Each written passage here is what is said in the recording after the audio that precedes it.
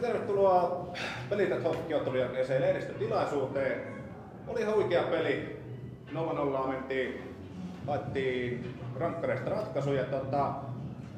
Ensimmäisenä meille ottelun tunnetimietteet kertoo lyhyesti hokivalmentaja Petri Mattila.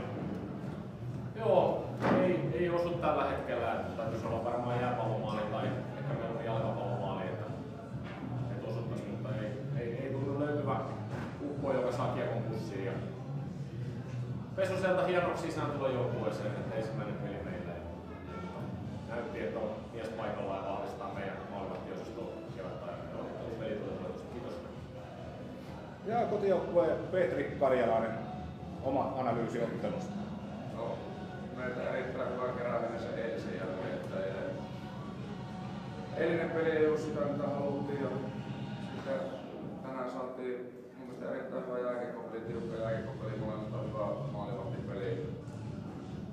Ei siinä. Me arvontalaulussa tänään parempia ja saatiin 2 pistettä ja jatketaan kohti ensi viikolla.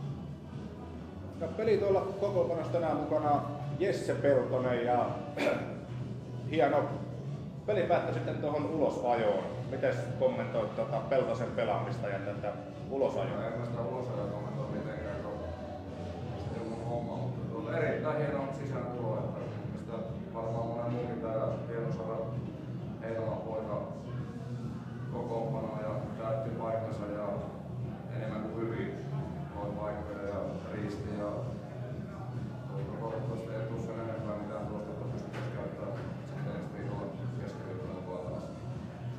Joo, kiitos molemmille valmentajille ja hyvää kotimatkaa. Kiitos.